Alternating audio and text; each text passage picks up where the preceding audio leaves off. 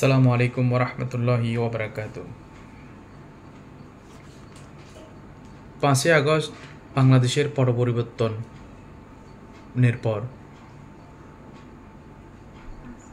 হাইনাকে দেশ ত্যাগের মাধ্যমে যে নতুন বাংলাদেশ আমরা পেয়েছি, সেই বাংলাদেশকে 18 কোটি জনগণই সাধুবাদ জানিয়েছে।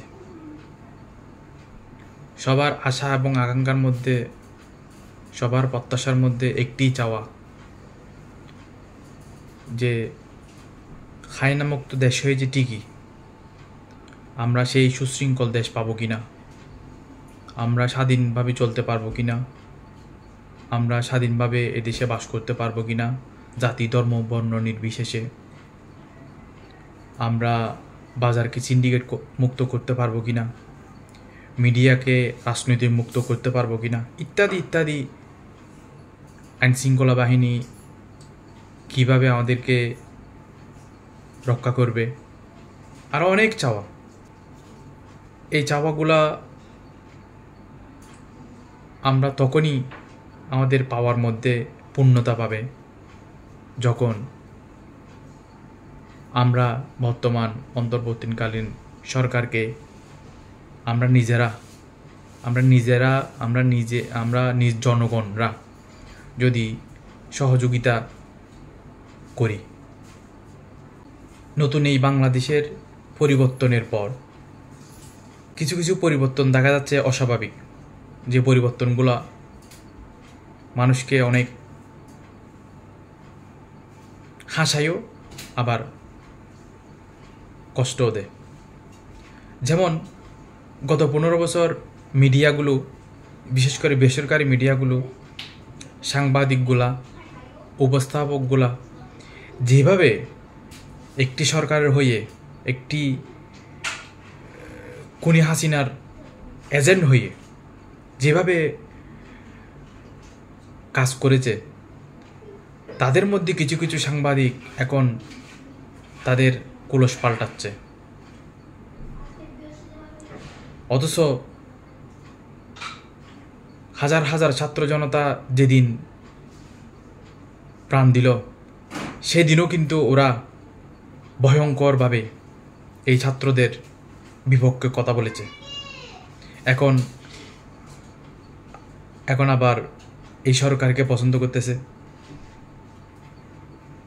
হাসিনার দুর্নাম গাইতেছে, এবং সর্বোপরি মনে যেন দোয়া তুলসী পাতা হয়ে গেছে, যেন দুধ দিয়ে গোসল করে যেন নতুন করে আবার শুরু করছে।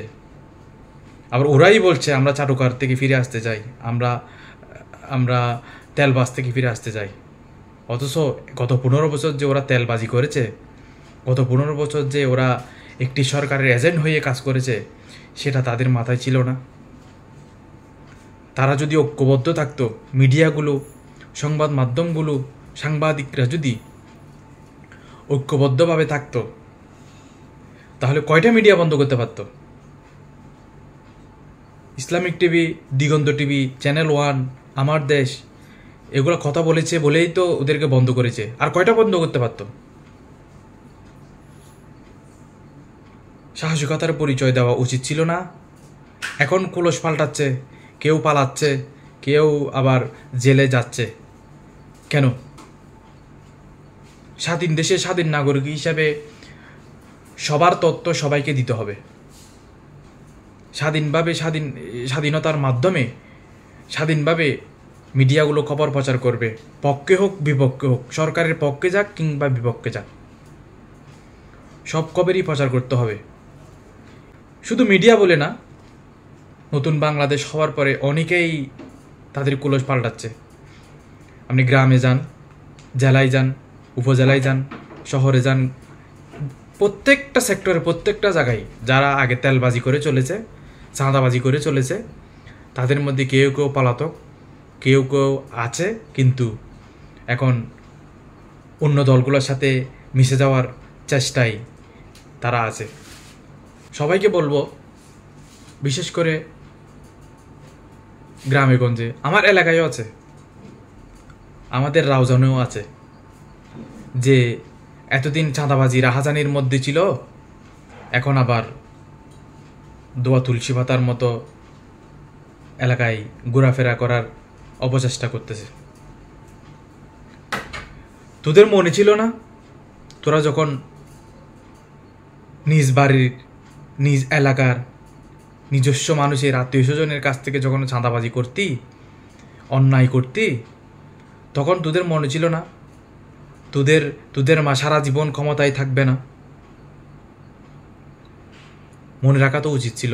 এখন ফলাই থাকতে হচ্ছে। এখন কেন আবার খোলস পাল্টিয়ে ওদের সাথে তাল মিলিয়ে চলতে হচ্ছে?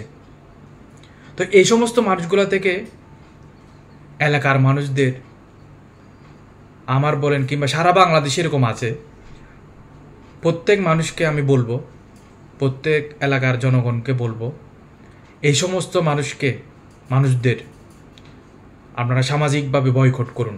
সামাজিক কোনো কাজে কর্মে ওদেরকে ছুড়ে ফেলে দিন, ওদেরকে সামাজিক কোনো কাজে রাখবেন না। কারণ ওরা তো উৎপেতে থাকবে আবারও। ওরা সুযোগ চাইবে, ওরা সুযোগ পেলেই ভাইকে ভাই মনে করবে না, এলাকার মানুষকে এলাকার মানুষ মনে করবে না। ওরা এরকম হায়নার দল। আওয়ামী লীগের রক্ত যাদের সাথে মিশে গেছে তারা মানুষ নাই, তারা হায়না হয়ে গেছে। তাদের কাছ থেকে দূরে থাকার চেষ্টা করতে হবে। যারা এখন অন্য দলে ঢোকার চেষ্টা করতেছে বা এলাকার গণ্য মানুষদের সাথে মিশে বিগত সময়গুলোর কথা মুছে দেওয়ার চেষ্টা করতেছে, তাদেরকে সেই সুযোগ দেওয়া যাবে না। তাদেরকে আইনের হাতে তুলে দিন, অথবা সামাজিকভাবে প্রত্যেকটা সেক্টরে ওদের বয়কট করার চেষ্টা করতে হবে আমাদের। আজ পালিয়ে বেড়াচ্ছে, কেউ এলাকায় থাকলেও মুখ নিচু করে থাকতে হচ্ছে। কেন মুখ নিচু করে থাকতে হবে? কেন? মনে ছিল না তোরই তো এলাকার মানুষ, তোরই তো ভাই, তোরই তো বোন, তখন মনে ছিল না? সন্ত্রাসী করতে তখন লজ্জাবোধ করে নাই? তখন মাথা নিচু হয় নাই? চাঁদাবাজি করতে তোদের লজ্জাবোধ হয় নাই? এখন কেন? ভাই বন্ধু আত্মীয় স্বজন কেউ তো বাদ যায়নি তোদের কাছ থেকে, তোদের পথ থেকে। এখন যাদের দোহাই দিয়ে তোরা এলাকায় দাপটগিরি দেখাচ্ছিস, এলাকায় এত ক্ষমতার প্রভাব দেখিয়েছিস, ওরা কই? ওরা তো তোদের নিয়ে যায় নাই। অতএব আমরা অনেক কষ্টের মাধ্যমে, যারা গত 15 বছর আন্দোলন করে যে রাজনৈতিক দলগুলা পারেনি,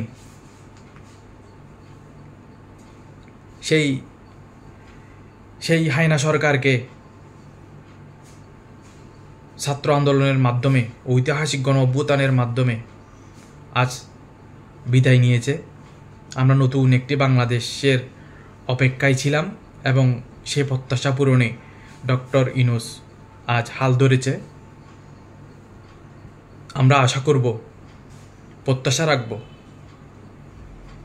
সুষ্ঠু এবং সুন্দরভাবে আগামীর পথগুলো চলবে। দেশের জনগণ শান্তিতে থাকবে, দেশের জনগণ সুখে শান্তিতে থেকে এই দেশেই বসবাস করবে। এ দেশে জাতি ধর্ম বর্ণ নির্বিশেষে সবাই একই খাতারে থাকবে। সে প্রত্যাশায় এগিয়ে চলো আগামীর বাংলাদেশ, এগিয়ে চলো নতুন বাংলাদেশ। আমরা 2024 সালের স্বাধীন, আমরা স্বাধীনভাবে সর্বক্ষেত্রে স্বাধীনভাবে থাকতে চাই। আসসালামু আলাইকুম ওয়া রাহমাতুল্লাহি ওয়া বারাকাতুহু।